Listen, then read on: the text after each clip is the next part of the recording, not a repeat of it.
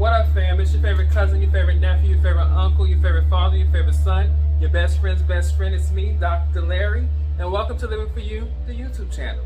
As I always say, this is a safe space. This is a positive place in which we come together, we grow together, we work together, we coach each other on this journey that we call life. And life is good, right? Life, at least life is supposed to be good, hopefully. And hopefully life is good for all you right now. Speaking of all you right now, hi family, welcome back. I love you. Thank you for being right here, spending your time with me. I really appreciate it. And I also appreciate the likes. So go ahead and hit the like button. I know you do because I like you, I love you, and I'm so glad that you like me and love me as much as I like and love you. Those of you who watch the videos all the time, the thousands of you who do, I appreciate you watching the videos. I love you too. But I would like you to also subscribe. Subscribe to the channel. Why not? It's free.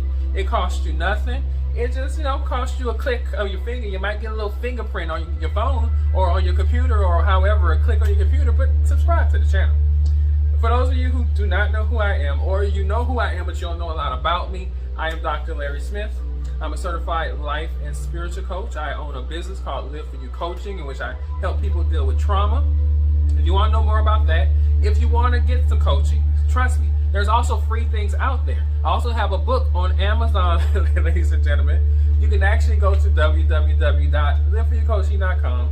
That's www.liveforyoucoaching.com and learn more about all that stuff and more about me. If you want to follow me on social media, you're also free to do that too. That's also free at Dr. Larry Smith on both Instagram and Facebook. And I put a lot out there on Instagram and Facebook at Dr. Larry Smith. I put a lot out there as far as the world, the social media world out there. I engage, I'm active every day on social media, so you might as well follow me, just like you comment and you subscribe to this channel. So I want to get over here and talk about a brief part of a conversation that I had with someone talking about parenting. First of all, let me be square. I'm not a parent. I've never been a parent. I don't have any kids of my own. However, I've been parented. I've observed parents. I have siblings who are parents. I have friends who are parents. I have many clients who come in who are asking how to work on things with their relationships with their children who are parents. And you can technically say I have thousands of children because I've had thousands of students who I kind of treat like they're my children. So I've parented in the teacher capacity. So I guess that the universe I don't have kids. That wasn't in universal alignment at the moment, but I know about parenting. I've witnessed it, studied it long enough to know what it is. And of course, there's no book that can teach you how to actually do it unless your hands on doing it. And I do realize that. But there's a conversation that came up in my conversation, and the conversation was, it wasn't a negative conversation. It just was basically, I was told that parents want what's best for their children. And I do believe that. I agree with that statement 1000%. Parents do generally want what's best for their kids. But what I have observed many times from my own parents, from my siblings, from other people I know who are parents, is that sometimes parents want what's best for their children, but they want their children to do what was best for them. They want their children to be little thems in their image and emulate everything that they did, right? Try to avoid pitfalls that they may have experienced, to try to avoid pitfalls that they avoided. They want to pass that knowledge and that likeness down onto their kids. And many times when that happens, parents aren't able to see their kids for the individual, unique expressions of God that they truly are. They only can see them as the little moldings and projects of themselves that they want them to be. And that is such an unfortunate thing, because many times kids grow up in their parents' image and never really blossom into the divine and great necessity that we need on this planet of their uniqueness. Because parents spend a lot of time cultivating themselves in their children. The reality of it is, as a parent, you're going to already have things in that child that come from you. Because there's a lot of nurturing there. Kids learn a lot from nurture, and they observe it, they see it. They might not acknowledge that they're seeing it, but they're consuming it. Kids are like sponges. I'm sure you've heard that before. That's such a cliche thing to say, but they are. the world around them impacts them, whether you see it or not, or whether they display it or not, or whether they acknowledge or you acknowledge it or not. The world around them impacts them, and they're just soaking it up. So you find out, and I see this in myself sometimes, little habits that my mom had, little habits that my dad had. I see myself emulating those things, and it always stunts me a lot of times. I'm like, oh my God, damn, that's my parents. And sometimes I'll be like, and then sometimes I'll be like, damn, that's my parents. Let me break that. So it depends on what the circumstance is, but I see different things in myself from my parents. So kids soak in who you are. But at the end of the day, which is why it's important that who you're presenting in front of your kids is somebody who is a good person, somebody who is a meritable person, somebody who is a person of standard and integrity and honesty and reliability and realness, so that they're developing and soaking that in, as opposed to all of the opposite of that, which is no use to the whole world, to the collective of us all. You want to create your kids, or emulate in front of your kids, somebody who is worthy who brings something to the planet, and not just someone who takes something from the planet. And so that's important. That's super duper important. Nevertheless, we have to understand that they're unique. They are them. They are in their skin. They are in their experience. And no matter how much information you give them, they can still turn around and have a complete 360-degree experience from you. And all your teaching will be for naught. That's why, to me, it's important to incorporate in your children some immutable truths, some things that are just resonating on a higher frequency, that will be real and be truth and be honest and useful no matter what. Like teaching your kids how to love themselves. Self-esteem. I was in the conversation I mentioned, I said one of the most dangerous people is someone who don't love themselves. So if you teach your kids self-esteem, that can get them through a lot. That gives them an advantage, because there are a lot of people walking through this planet who do not have the self-esteem that they need to be happy and be joyous and live the life that they should be living. It's a line that it runs forever. Or teaching them to love another and treat people with respect and dignity. No matter what, that is going to go far for them. That is going to take them a very long way. So there are immutable truths like that, and so many others that you can pass on to your children. Respect for something higher than them. Respect for boundaries. Gratitude. Things that will be useful to them. But what you don't want to do is try to limit who your children are, because you figure that they should try to be who you want them to be, or who you want it to be. Because one of the things I noticed when I talk to a lot of my clients who are parents, or, well, it's not a lot, but some of my clients who are parents, or when I'm engaging in the conversation with other parents, is I realize that many of those parents want their kids to be who they couldn't be.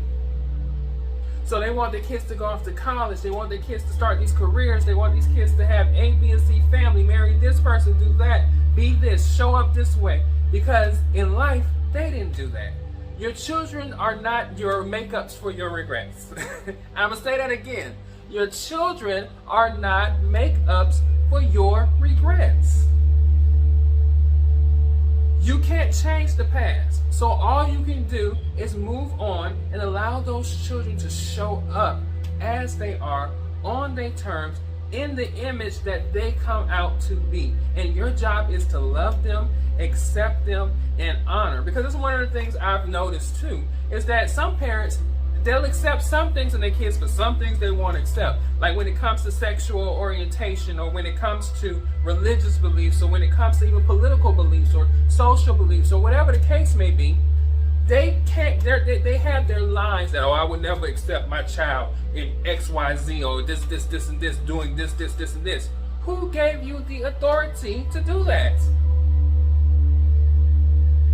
If God created it, or if spirit and universe, a higher power created that kid, that in that kid, then who are you to question God, creating spirit, the universe, however you want to call that energy that you believe in?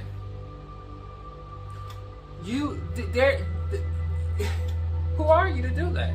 And so it is so important that parents come to the realization that yes, you love your kids. Yes, you want what's best for your kids, but you want them to be happy on their terms in their individual expressed way, and not necessarily try to make them in your image. And I know that is hard. I know that is hard. How do I know? Because I went through that experience with my mom. Me and my mom always were close, right? We've always had a close relationship. We could talk about anything. I was always concerned about her and making sure she was all right. She was always concerned about me and making sure I was all right. And low key, I was her favorite. Just kidding. I don't know. I feel like I was. She would actually say I was, but it doesn't matter. The point is, we were very close. But my mom relegated me to a certain person in her mind and in her heart and in her life. And so when I began to grow and spread my wings and be someone a little different than what she expected me to be, that was a hard challenge for her. And it caused a little bit of a tension in our relationship initially, because she just was not willing to accept the change initially. And so I had to tell her, I said, look, Mom, I said, I love you. I will always love you. I will always see you as my mother, and you will always know that I'm going to always be your child. But I need you now in my adulthood to see me as an adult just like you. Talk to me as an adult just like you. Treat me as an adult just like you. I want to be treated as a man and not a boy anymore. I want to be talked to with dignity as the man that I am and not the boy that you are raising. Because you've done your job. I'm out your house. I'm grown. I'm in my own. I'm in my 30s at this point. So respect me like the adult that I respect you as. Because now you're talking to a man, not a little boy anymore. And I can tell she got quiet for at least a minute. And I can tell that it stunned her, because it was like, and I think what stunned her the most was the way I articulated it. The reason why I was able to is because I had been thinking it for a long time. I just had never said it to her. I had never, and it took me some bravery to come out and say, Mom, let me be the man that I am, not the boy that you're raised. And it took me some courage to do that. So when I did it and I left it at that. I didn't belabor it. I didn't bring it up again, because I think the message was heard the first time I said it, because she kind of began to slowly elevate her conversation with me to a more mature level, to a more respectable level, and not talking down to me like a lot of people talk to their children, which I disagree with anyway. So, as parents, it is hard. It is hard for us to let go of our kids into this world, because we know the world can be many things. It could be a good place. It could be a hard place. There could be challenges, obstacles, and mountains. There could be blessings, gifts, and all types of things that come into our lives. And we want to try to steer our kids in whatever direction we think is going to be healthy, happy, and peaceful for them. But sometimes they have to learn the hard way. Sometimes they have to bump their heads. And sometimes they don't. But at the end of the day, it is their journey. It is their obstacles. It is their life. And as a parent, you have to say, you know what? I've given you those tools, those immutable, those long-term tools that you can use. But I bless you to go on your way and learn this journey and walk this journey yourself. And if you're a person as a parent who is strong enough in yourself, you can receive education and knowledge from your kids. It can be reciprocal, because their life experience is informing them possibly on things you may have never known.